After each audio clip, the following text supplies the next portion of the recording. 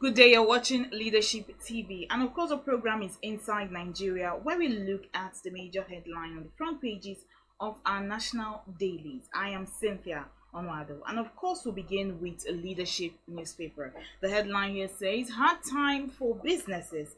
21 companies shut down in Kano in 3 years. Stakeholders blame epileptic power supply, multiple taxes, counterfeiting.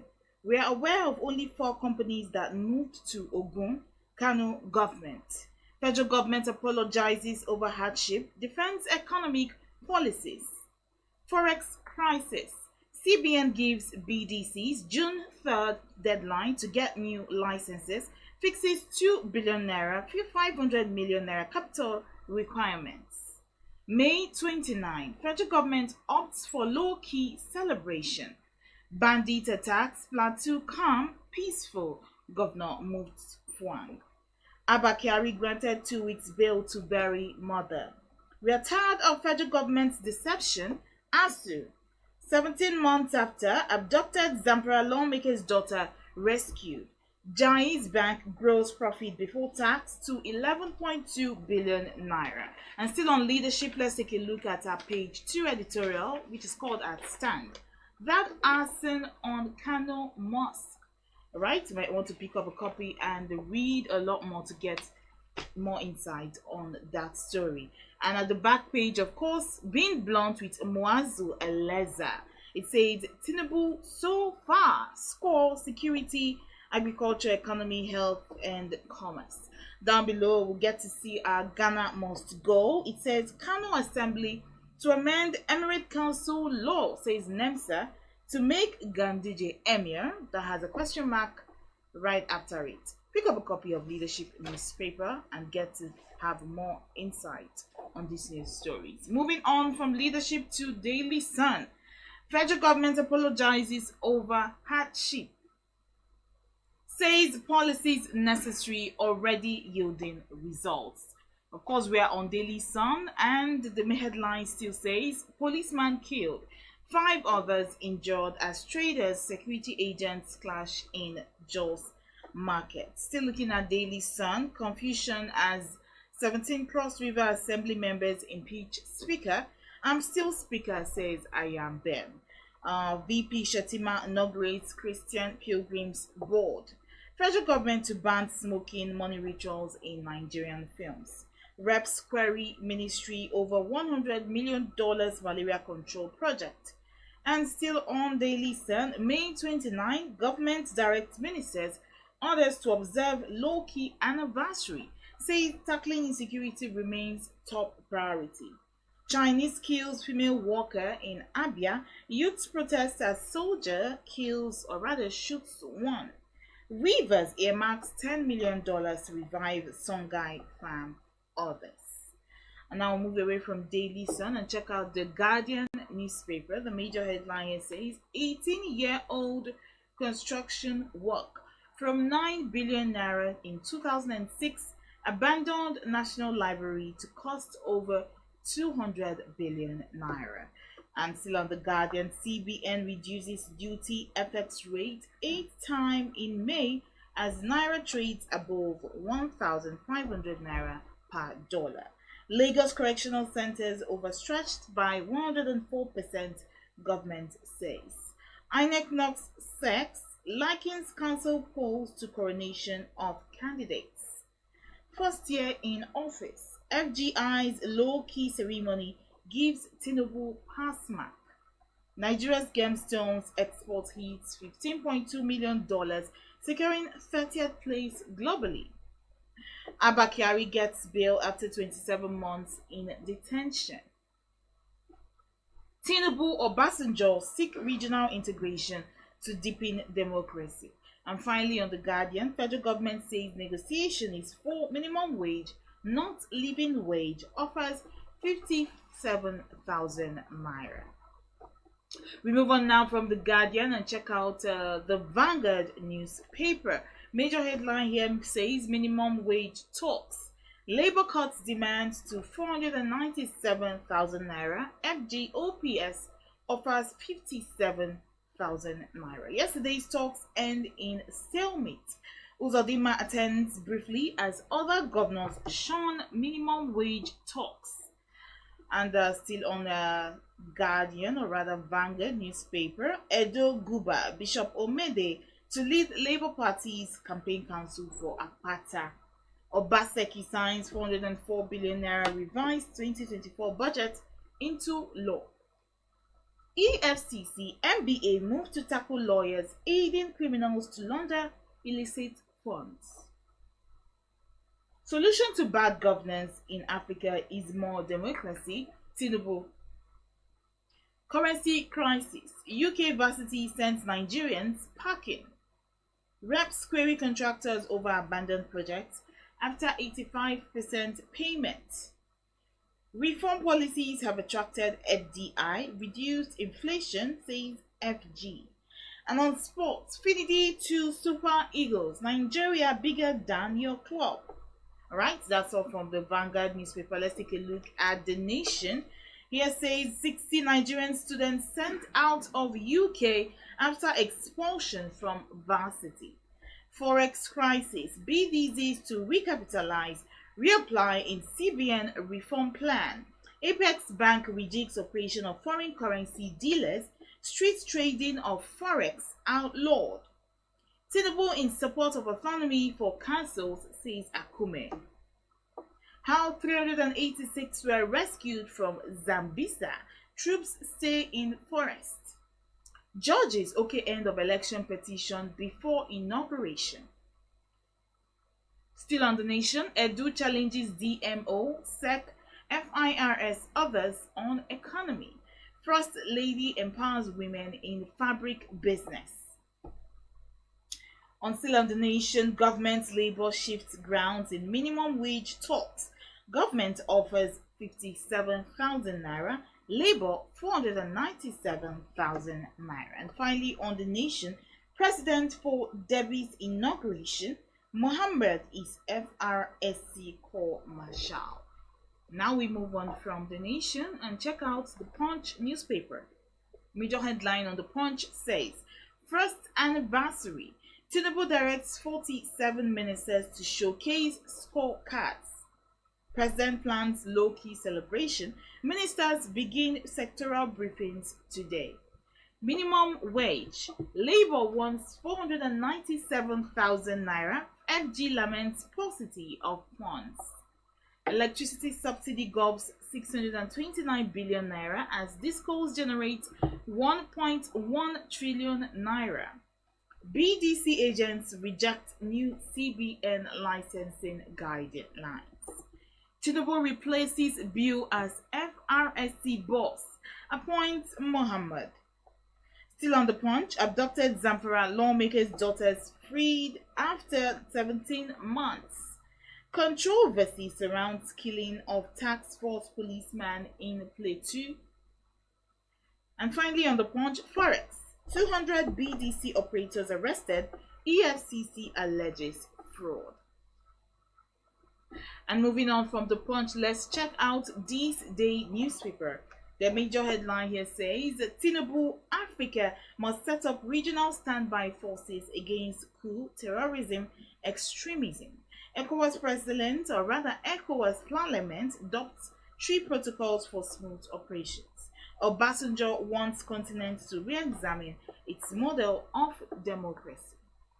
Fubara, with $28.4 billion GDP comparable to Rwanda, Botswana, rivers open for business.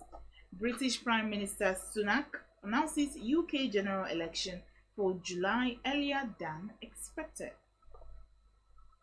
We're still on this day newspaper. LCCI inflationary pressure, interest rate hike, overheating economy, undermining industrial productivity.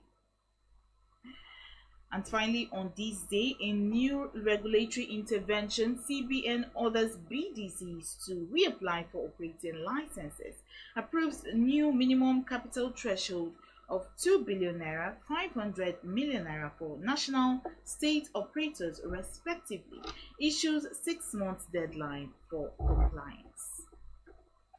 And right after this day, we'll go for a short break, of course. And when we come back, our guest, Adefolari Olamileke, will be joining us for more insight into some of our front page stories here on Inside Nigeria. Please stay with us.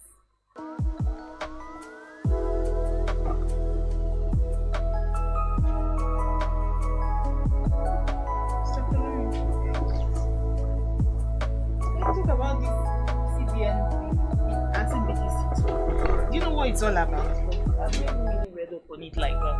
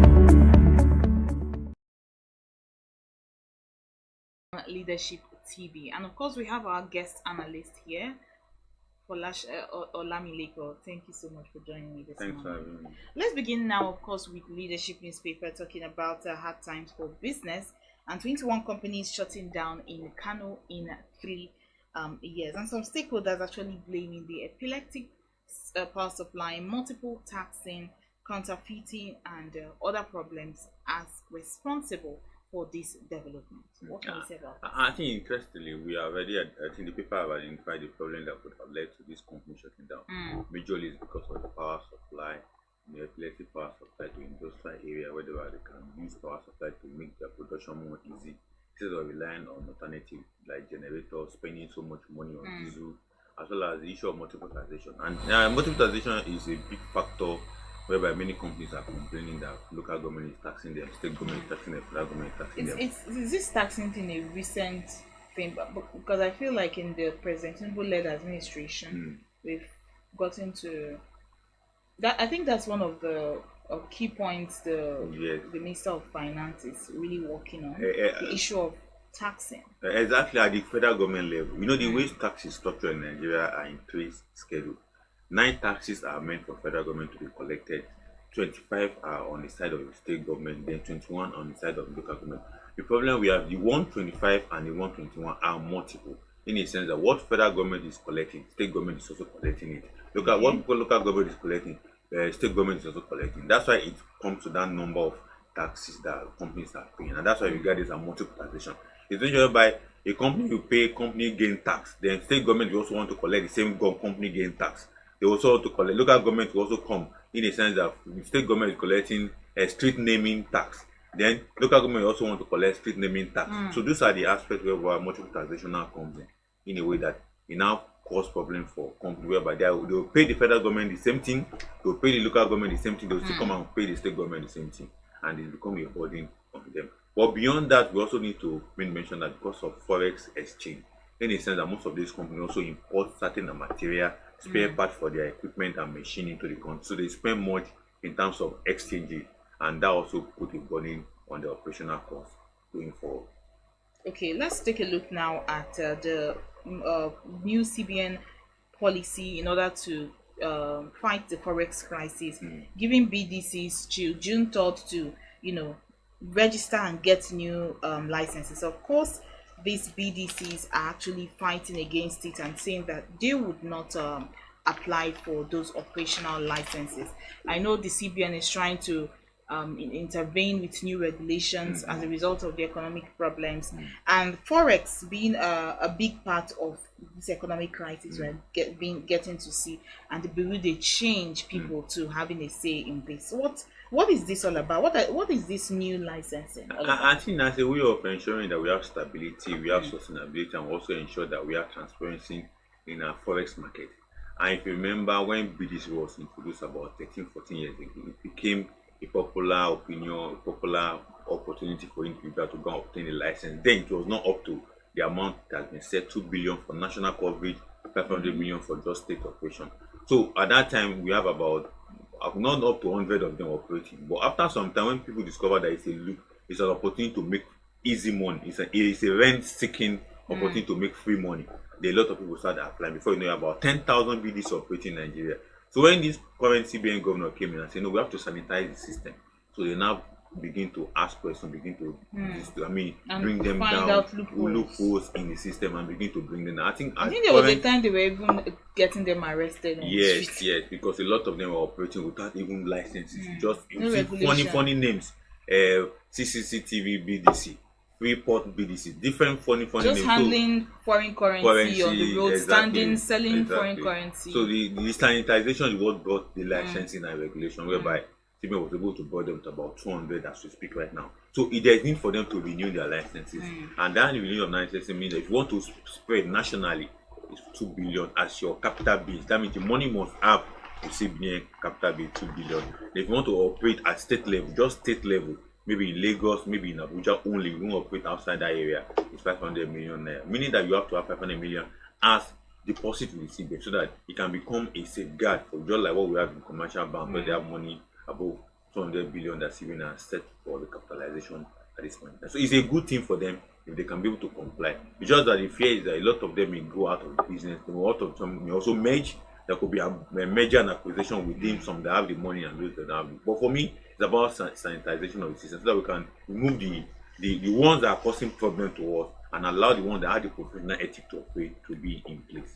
All right, let's take a look at the federal government, or rather the Bola Tinubu-led administration, winding down to 1 year in office. There have also been talks of the ministers who will give a scorecard of their performances. The federal government is opting for a low-key, celebration, and also apologizing for, the hardship, defending some of the economic policies that we've gotten to hear, and apologizing and saying it is just for the meantime.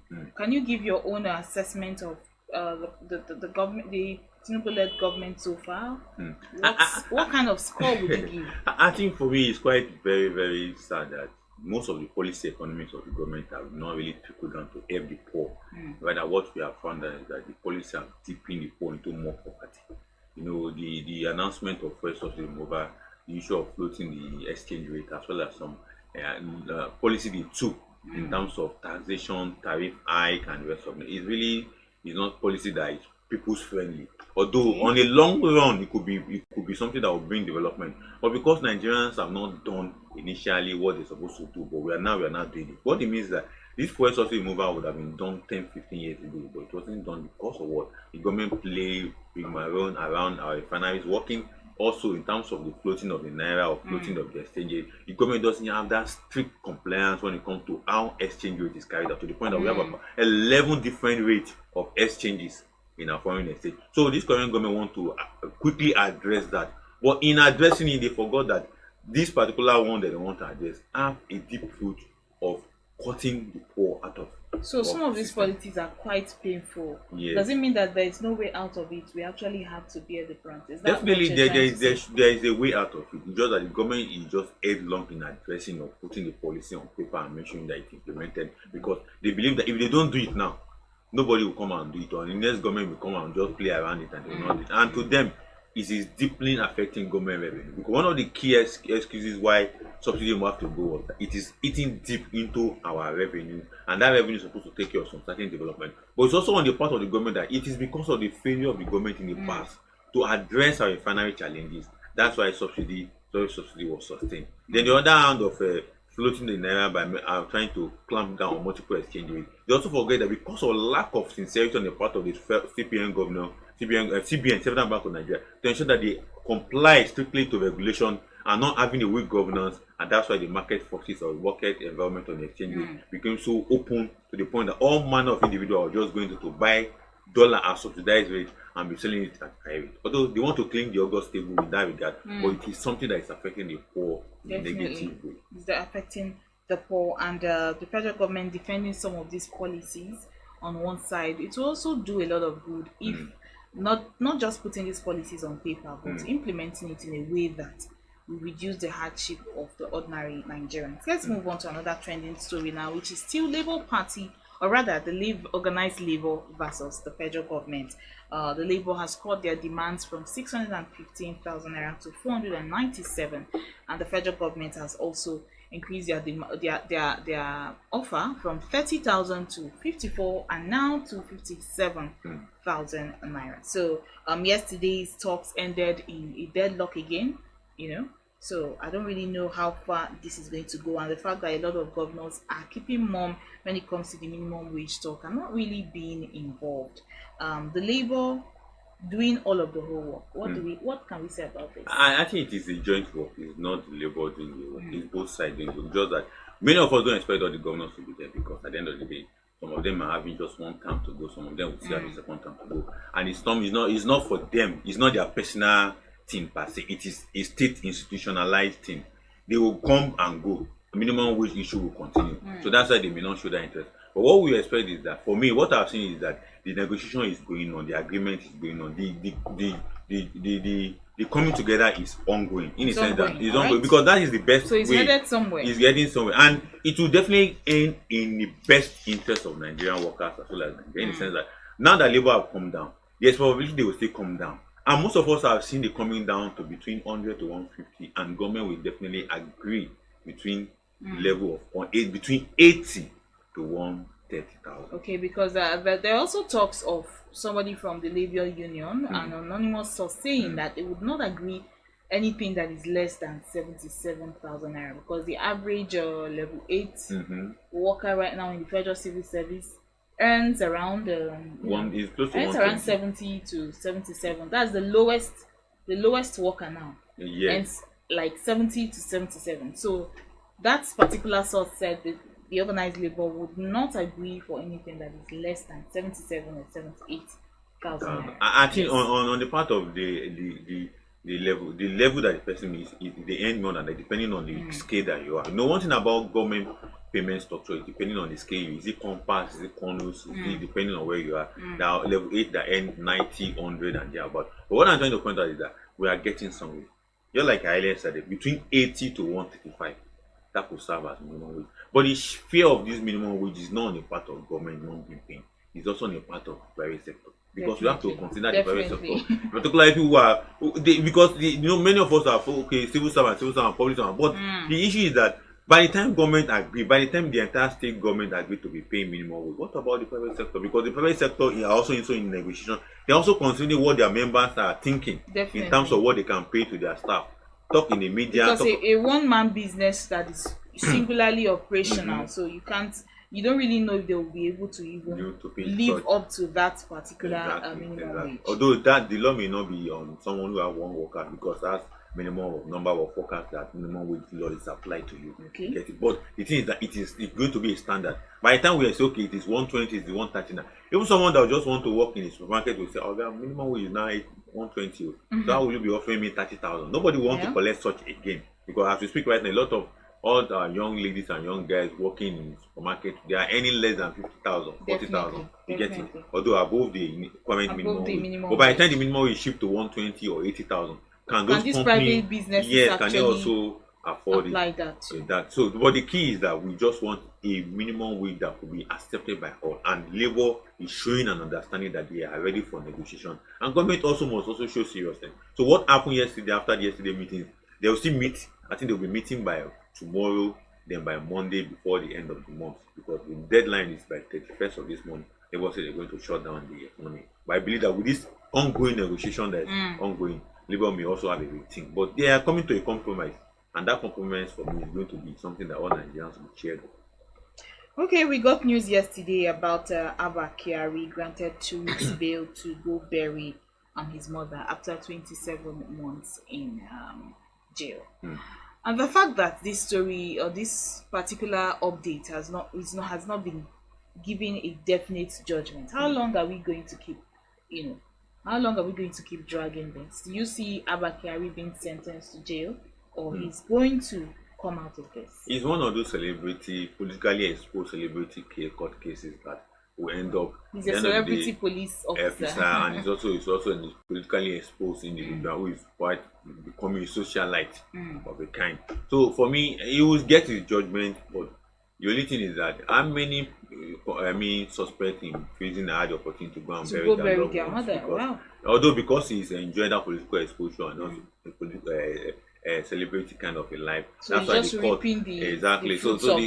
the court just granted him based on recognition and based on the plea from his lawyer. But we just hope that there will be a spirit fire after he comes back, because the spirit fire will help him to be able to get out of the net of the correctional facility. But although we also know that even when the judgment will be released, all the days he has spent will also be counted as part of his years in prison. So we just hope that at the end of the day, when he comes back, will come back and the spirit will come. I really want we also to want see to advise him to an end. Yes, I want to know that justice works in Nigeria, because he's accused of drug-related crimes, and as a police officer, he should have known better.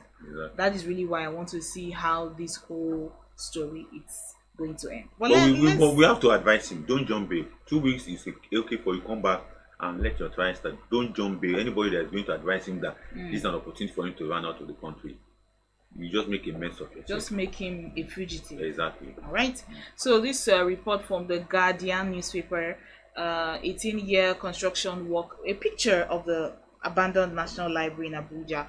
You know, back in 2006, it was, said to be worth 9 billion naira. It was abandoned, and right now it costs over 200 billion naira. It was awarded in the Obasanjo President Olusegun Obasanjo administration, and it was said to have been 50% complete as at that time. But then 11 years later, governments have come and governments have gone, but we have still seen this National Library in the state of being incomplete. So what is the problem with Nigeria and continuity when it comes to government? I think this for me, a sorry site. Exactly. This National Library was supposed to be a hub, an educational hub for learning, and now it's just in an abandoned state.